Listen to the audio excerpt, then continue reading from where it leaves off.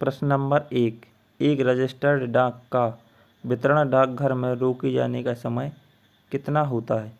इसका आंसर होगा ऑप्शन सी, 7 दिन से अधिक नहीं।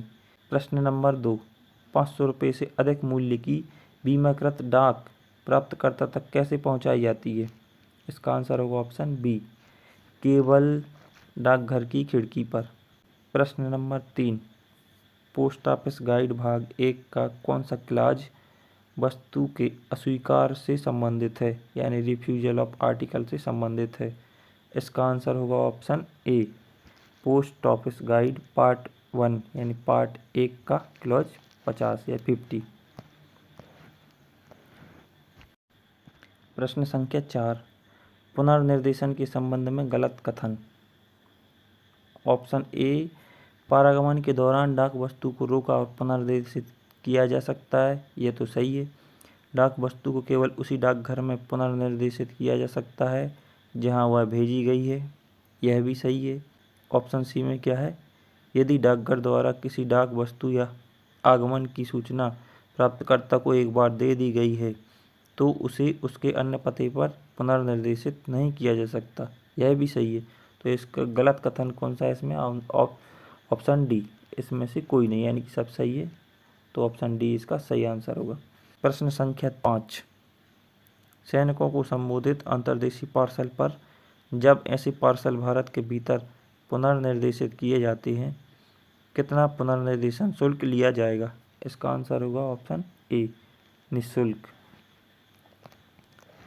प्रश्न नंबर 6, मुख्य डाकिये के कर्तव्यों में शामिल है ईएमओ का भुगतान करना, कोषागार और कोषागार बैंक या नगर के एसओ को धन पहुंचाना और लाना, अस्थायी रूप से अनुपस्थित किसी भी डाकिया का काम संभालना।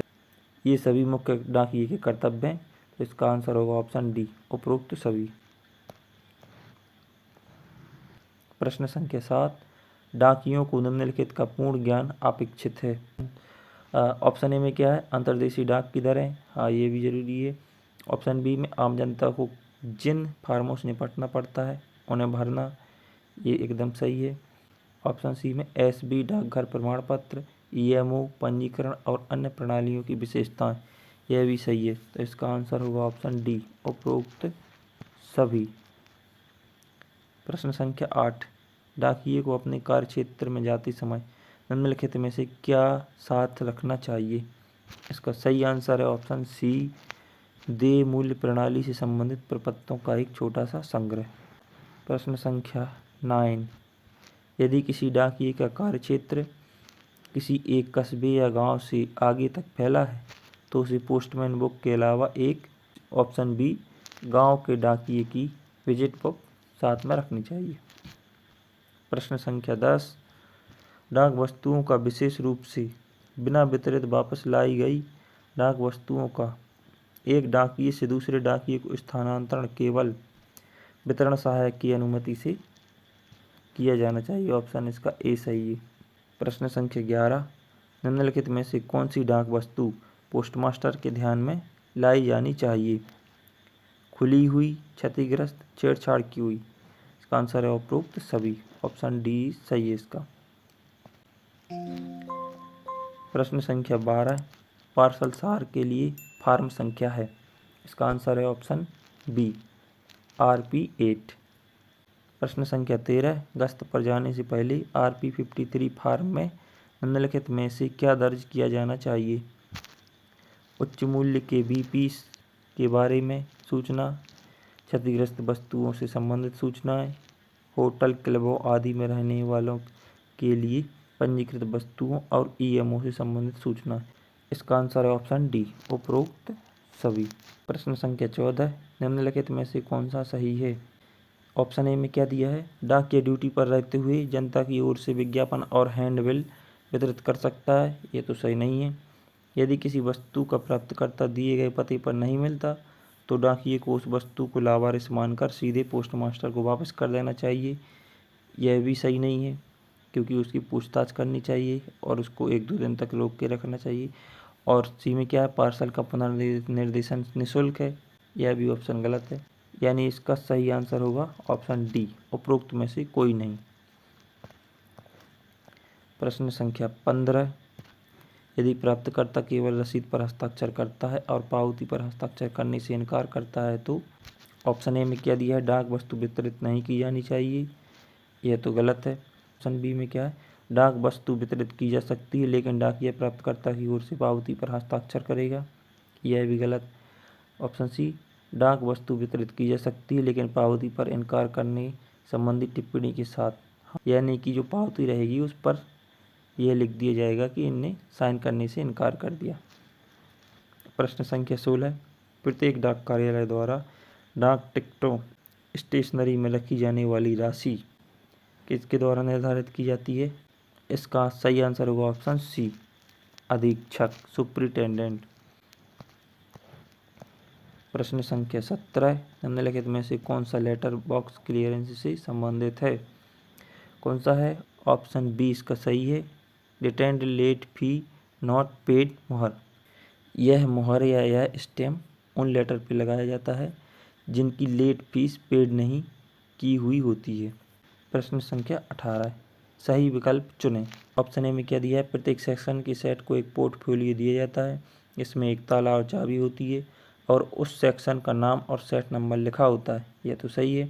पोर्टफोलियो में एकमेकमार बैक सीटर, कार्यपत्रों के बंडल, दे मेल सूचियाँ, टिकटें और सील, कार्य वितरण ज्ञापन, त्रुटि पुस्तिका, प्राथमिक चिकित्सा बॉक्स, ऑर्डर बुक शामिल हैं, यह भी सही है। ऑप्शन सी, पोर्टफोलियो में टिन केस वाला इंक पैड, कैंची, पोकर, रबर स्टैंपिंग पैड, कागजों के लिए पीतल की फाइलें शामिल हैं, यानी कि इसके सभी सही हैं, यानी option D is our answer. प्रश्न संख्या 19, प्रत्येक सेक्शन के प्रत्येक सेट और मंडल के अंतर्गत डाक कार्यालय को आपूर्ति की जाने वाली स्टेशनरी की वस्तुओं की मात्रा और संख्या दर्शाने वाली सूची को क्या कहा जाता है?